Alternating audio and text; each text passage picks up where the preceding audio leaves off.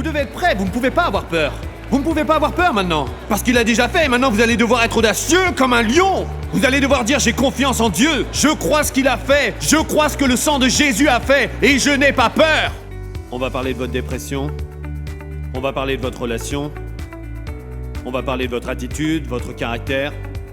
On va montrer comment Dieu est pertinent dans chaque domaine de votre vie. Votre travail, vos finances, vos rêves, vos déceptions, votre passé et comment celui-ci refait surface, l'opinion que vous avez de vous-même. On va parler de votre vie. Merci d'écouter cet enseignement de Creflo et Daffy Delard. Notre but est d'apporter une compréhension de la grâce de Dieu et de créer un changement. Maintenant, écoutez la parole de Dieu, partagée avec savoir et simplicité, et laissez-la changer votre vie.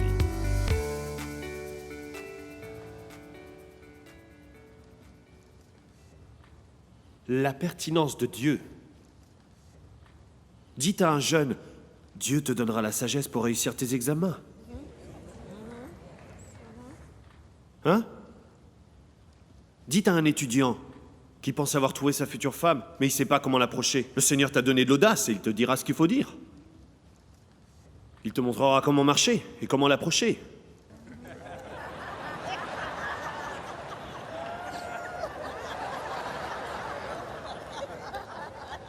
Quoi de neuf?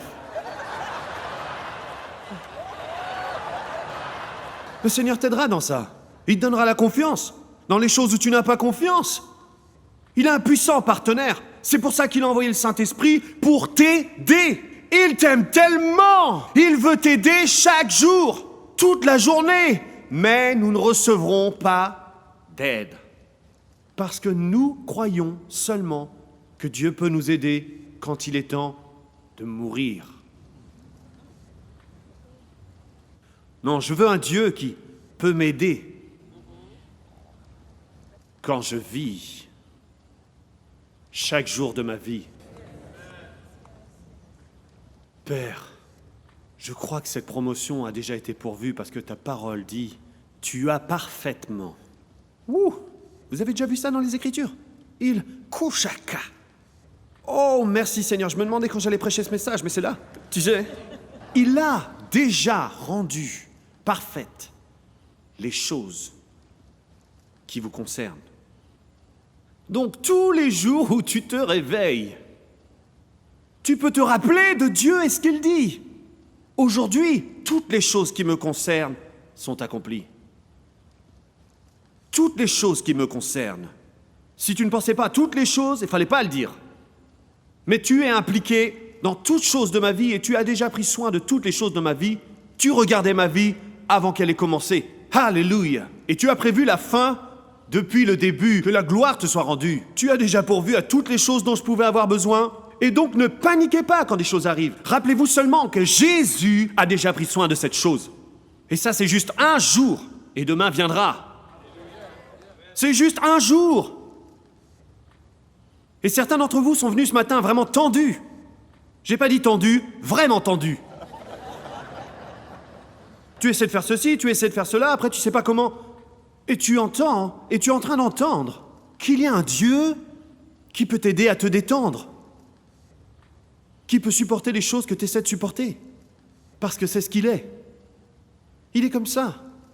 Et le monde, la Bible l'a prédit. La Bible dit qu'il y a un temps où les moqueurs se montreront. Et ils se moqueront de Jésus. Et ils se moquent de moi.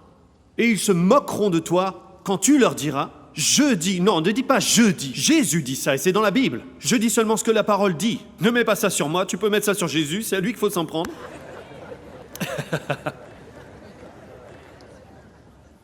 Jésus a dit « Je te pardonne de tous tes péchés, passés, présents, futurs ». Ça c'est puissant. Jésus a dit « Il n'y a plus de condamnation maintenant que tu es en moi ». Je m'occupe de ça. Je m'en occupe. Jésus dit « J'ai déjà pourvu à ta délivrance ». Jésus dit qu'il te ferait prospérer dans tous les domaines. Ton âme, la santé de ton corps, tes finances. Tes finances. Vous savez comment le monde répond quand il vous voit prospérer dans vos finances? Et quand il voit que vous n'avez rien fait de mauvais? Mais dis-moi comment tu fais. C'est ce qui va se passer dans votre travail. Ils vont chercher pourquoi tu as la promotion alors que tu as moins de diplômes qu'ils n'en ont. Est-ce que vous êtes prêts pour ce genre de faveur? Vous devez être prêts, vous ne pouvez pas avoir peur. Vous ne pouvez pas avoir peur maintenant, parce qu'il a déjà fait, et maintenant vous allez devoir être audacieux comme un lion. Vous allez devoir dire, j'ai confiance en Dieu, je crois ce qu'il a fait, je crois ce que le sang de Jésus a fait, et je n'ai pas peur. Et ça donne à Dieu l'honneur, laissez-moi vous dire ceci. Et ça donne, oui, je vois ça, Seigneur. Ça donne à Dieu l'honneur. Quand tu parles avec cette connaissance de ce que le sang a rendu disponible pour toi, il reçoit l'honneur comme ça. Et je vous dis, oui Seigneur, je vois ça. Oui, Jésus est mort pour tes péchés. Jésus est mort pour que tu sois délivré. Il est mort afin que tu sois guéri physiquement. Il est mort afin que tu prospères financièrement.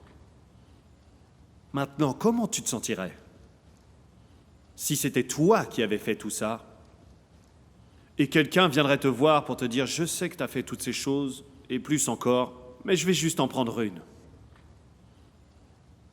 Je reçois la part où tu m'as pardonné de mes péchés, oui, je prends ça. Maintenant, tout le reste, tu peux le garder parce que c'est bon. Parce que sinon, qu'est-ce que les gens vont penser en ce qui me concerne? C'est déshonorant. C'est déshonorant.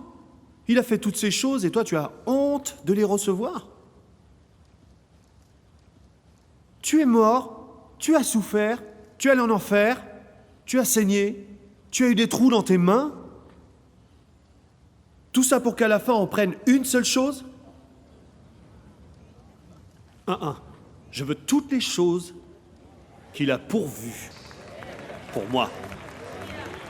Et je me fiche que ça ne plaise pas. Je veux toutes les choses qu'il a pourvues. Et ce n'est pas de ma faute si tu n'aimes pas la guérison. J'aime être guéri. Guéris mon corps. Merci Jésus, je reçois ma guérison. Je reçois ma délivrance, je reçois le pardon de mes péchés, et je reçois ma prospérité financière. Et peu importe à quel niveau tu veux me le donner, je n'aurai jamais honte de cela.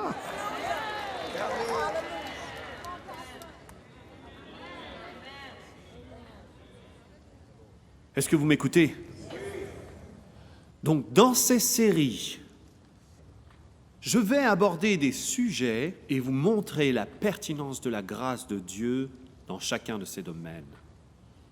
Et la première chose que je veux traiter, c'est la guérison. Parce que la semaine passée, quand j'ai appelé les personnes qui étaient malades, la moitié de l'église s'est approchée. J'ai regardé dans nos autres églises, la moitié s'est approchée. Et même dans certaines de nos petites assemblées, c'était la même chose, la moitié de l'église s'est approchée. J'ai dit, waouh, tu as déjà pourvu à la guérison. J'ai dit, pardonne-moi, Seigneur. Il faut que je parle de la guérison. Je veux que ton église soit guérie, Jésus. Il dit, moi aussi, j'ai déjà pourvu à ça. Mais ils ne le prennent pas. Ils ne le prennent pas. Dans cette série, moi, vous parlant de la guérison, ce ne sera pas suffisant. Dans cette partie de la série, il doit y avoir confirmation de ce que je prêche.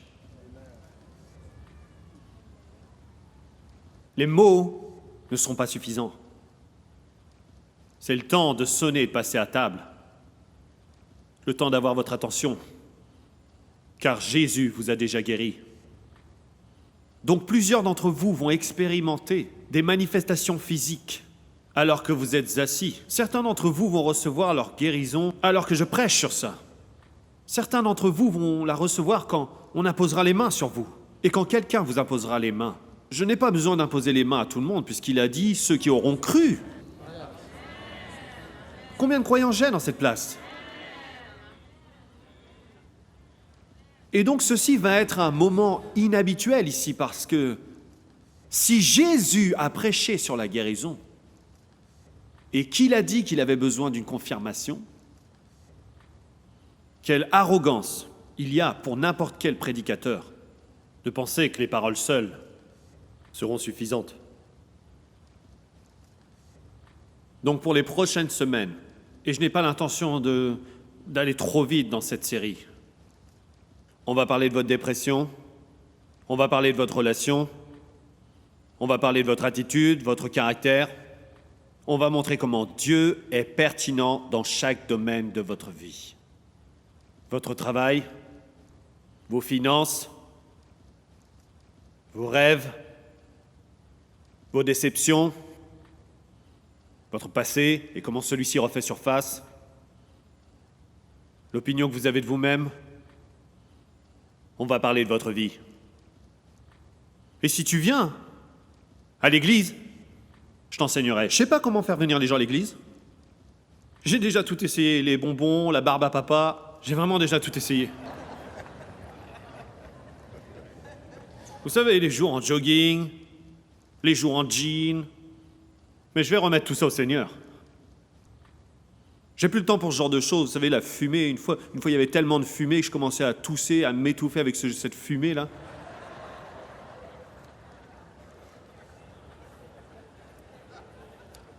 Je vais faire confiance au Saint-Esprit pour vous réveiller et vous donner un engouement. Et donc, quand vous commencerez à voir ceci, la pertinence de Dieu, la pertinence de la grâce de Dieu, certainement, vous allez commencer à valoriser ce qu'il est. Dans chaque domaine de votre vie, je priais ce matin, je disais, Seigneur, je te fais confiance pour ça. Et vous savez la première chose à laquelle j'ai pensé? J'ai dit, ok, je dois montrer au Seigneur que je lui fais confiance et je vais devoir donner plus que j'ai donné avant. Et j'ai dit, Seigneur, qu'est-ce que j'ai déjà donné? Et j'ai dit, wouh, Amen. Ok, vous êtes prêts? Il y en a qui disent, je croyais que tu étais sur le point de finir. Il y en a qui disent, je pensais que c'était le sermon et que là, c'était terminé. Je veux que vous ayez tellement faim de la parole que quand je dis que c'est fini, vous dites « Ah !»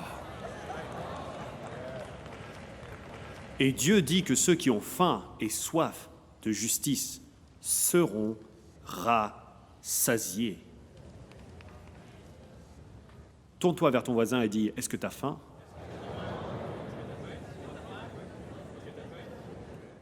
Est-ce que vous le sentez? On dirait que quelque chose a changé. C'est sur le point de changer. Nous sommes à un point dans notre vie et notre ministère, changeur de monde. Quelque chose est sur le point d'arriver. Nous n'avons pas fini. On est là depuis un petit moment, mais je ne connais pas la date, mais je crois que l'année prochaine, ça va être 30 ans.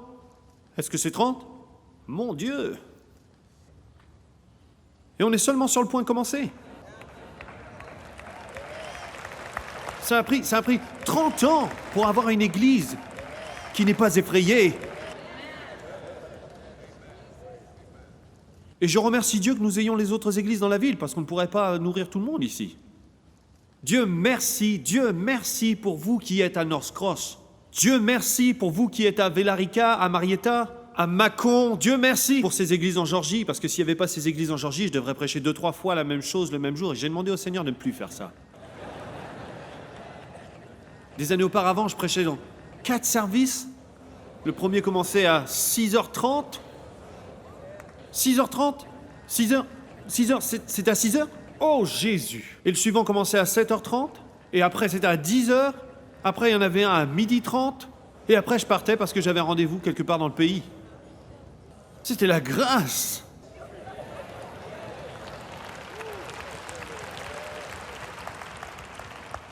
La guérison est une partie du travail terminé de Jésus-Christ. Donc on n'est plus en train de dire « Dieu, peux-tu me guérir ?» ou « Dieu, est-ce que tu vas me guérir ?» La guérison a été donnée depuis maintenant 2000 ans. Regardons Ésaïe 53, versets 4 et 5. C'est un travail terminé, je vous dis. Ésaïe 53, versets 4 à 5. Ce dont je dois vous convaincre aujourd'hui, c'est que nous n'avons pas à courir après Dieu pour la guérison. Nous n'avons pas à courir après Dieu pour qu'il guérisse. Nous courons après la guérison pour la recevoir. En d'autres mots, la guérison est déjà donnée. Ok? Tout ce qu'il nous faut, c'est recevoir. Elle est donnée, il faut juste la saisir. Ok. Lisons le verset 4 et 5 à voix haute. Vous êtes prêts? Lisons. « Cependant, ce sont nos souffrances qu'il a portées, c'est de nos douleurs qu'il s'est chargé, et nous l'avons considéré comme puni, frappé de Dieu et humilié. Mais il était blessé pour nos péchés, brisé pour nos iniquités. Et le châtiment qui nous donne la paix est tombé sur lui. Et par ses meurtrissures, nous.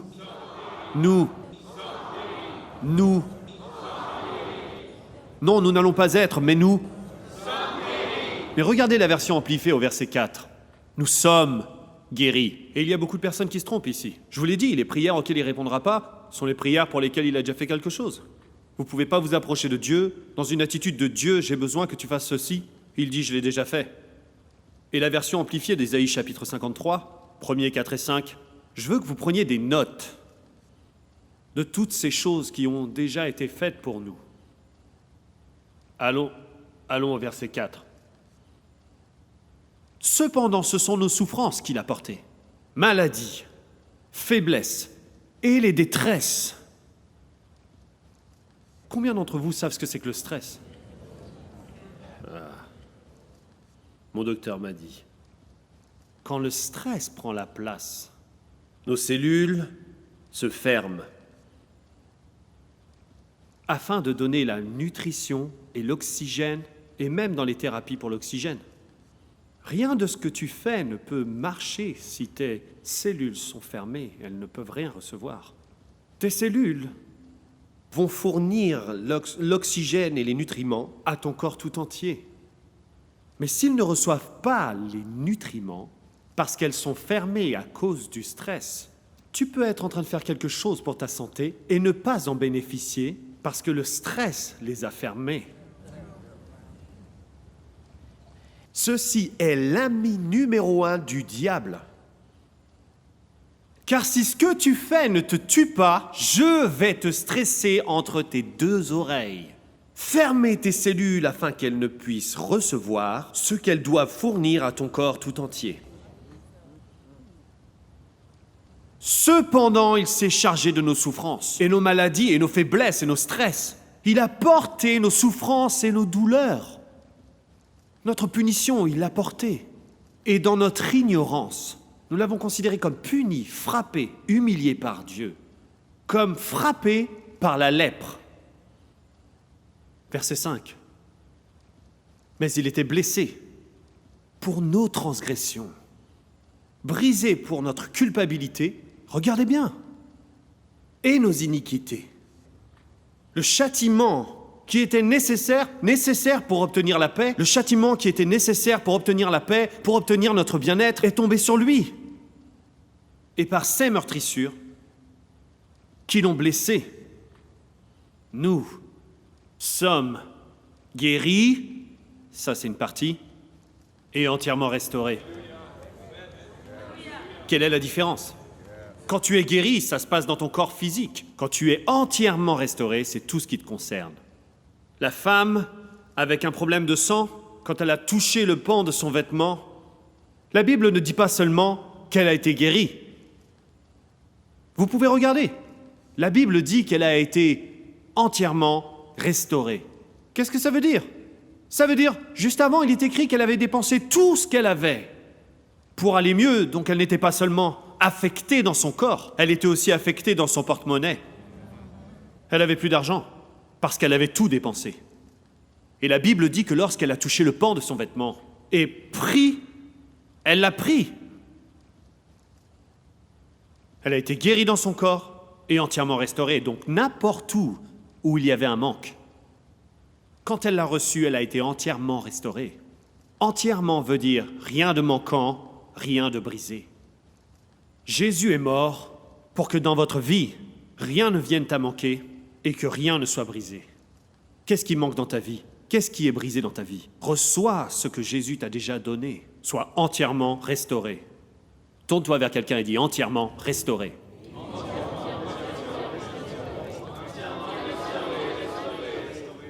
Dis-le encore. Maintenant, mets les mains sur toi-même et commence à dire « Sois entièrement restauré ». Et tu parles à toutes choses. Et tu parles à toutes les choses qui te concernent. Fais-le encore, fais-le encore. Entièrement. Oh, je peux pas dire ce qui va se passer juste après ce service. Je peux pas dire ce qui va se passer quand tu vas rentrer chez toi. Rien de manquant, rien de brisé. Ce qui a été brisé a été réparé. Ce qui est manquant est en chemin. À cause de ce que Jésus a déjà fait.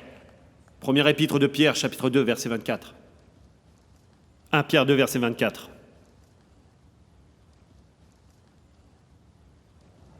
Merci Seigneur. Verset 24, lui qui a lui-même porté en son corps, qui a porté nos péchés en son propre corps, sur le bois, afin que, morts au péché, il les a pris, nous vivions pour la justice, lui par les meurtrissures duquel, regardez bien ça, vous avez été guéris. Et qu'est-ce qu'il est dit dans Isaïe 53 ? Vous êtes guéris. Mais après la croix, il dit vous. Donc si vous êtes guéris dans Isaïe, et si vous avez été guéris dans 1 Pierre chapitre 2, alors vous êtes guéris maintenant. La phrase n'est pas correcte, mais vous comprenez, vous êtes guéris maintenant. Oui, vous l'êtes.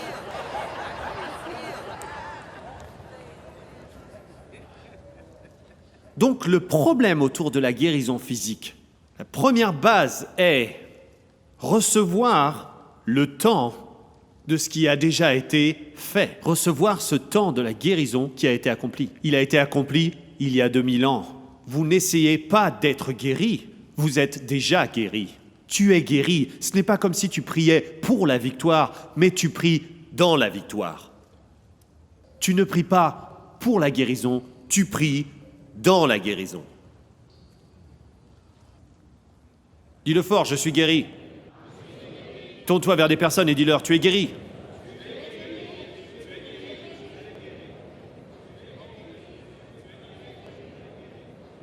Quelqu'un va ressentir quelque chose dans un petit moment. Il y a une chose avec laquelle tu es venu qui va te quitter maintenant. Labasakamasa. Parce que ce que Dieu fait, il le fait secrètement et en silence. Certains d'entre vous, vous allez remarquer quelque chose. Oui, c'est ça, vous allez remarquer quelque chose.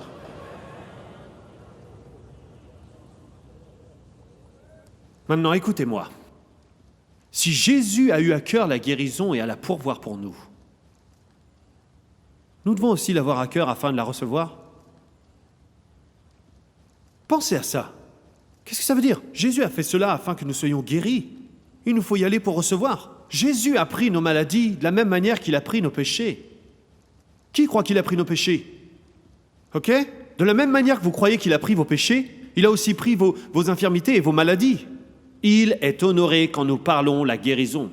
Il a été honoré aujourd'hui parce qu'il y a une église ici, à College Park et dans toutes les autres villes. Et nous parlons de la guérison.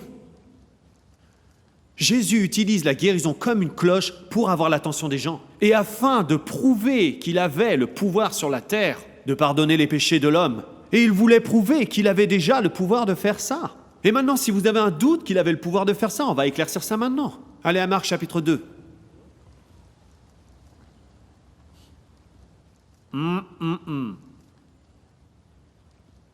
Seigneur, aide-moi. Les 2-3 prochains versets vont changer votre vie. Et après, vous pourrez rentrer chez vous faire votre barbecue.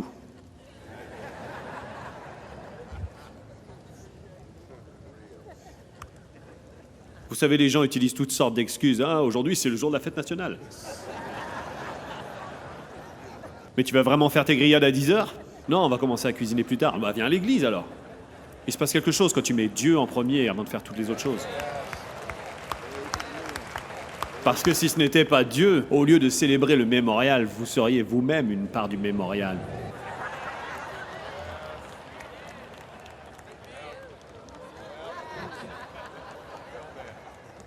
Et comme dit la sœur Carole, il vaut mieux être vu que d'être exposé.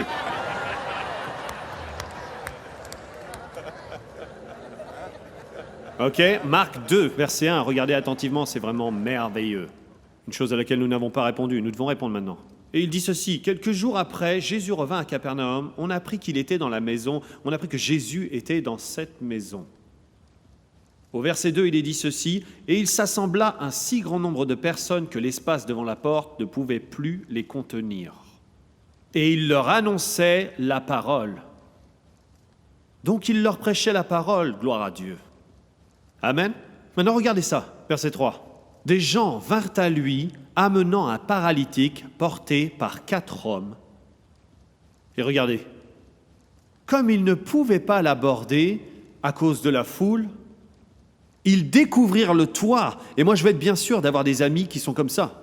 Assurez-vous d'avoir des amis comme ça, parce que quand les choses vont mal, ils ne s'arrêtent pas au premier signe de résistance. Enlevez le toit, allez-y, enlevez le toit. Il y en a qui se rappellent de ça, enlevez le toit. We got the fun. Oh, we high. Ah, Seigneur, délivre-moi, Seigneur Jésus. Et comme ils ne pouvaient pas l'aborder à cause de la foule, ils découvrirent le toit de la maison. Et quand ils l'ont détruit, attends une minute. Si c'était vous et qu'il y avait des gens qui arrivaient de n'importe où, et là je peux vous imaginer, vous êtes en train de prier Kala Masala Maka, et dès que le toit s'ouvre, hey!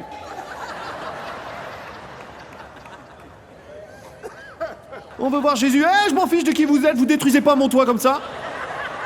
Et là Jésus parle d'amour, et là quel amour, là ils viennent de détruire mon toit, c'est toi qui vas payer pour ça, prêcheur? Donc imaginez ce qui se passe là à cette place. Et le problème, c'est que personne n'a jamais pris connaissance, personne n'a demandé c'est à qui cette maison? C'était sa maison. Je vais vous le prouver dans un autre sermon.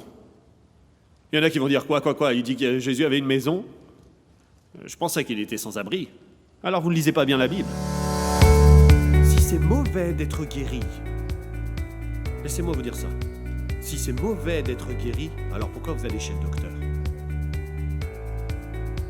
Si la guérison est mauvaise, pourquoi prendre des prescriptions? Vous ne pouvez pas dire la guérison est mauvaise. Si c'est mauvais, heure.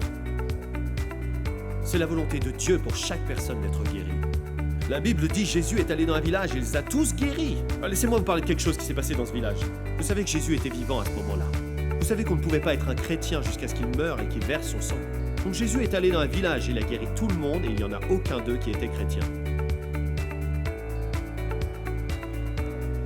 Alors ne vous tenez pas ici en pensant je ne peux pas être guéri parce que je ne suis pas juste. Quoi, tu n'es pas juste, il n'y en a aucun qui soit juste. Mais l'amour de Jésus passe au-dessus de ta justice et il veut que tu sois guéri.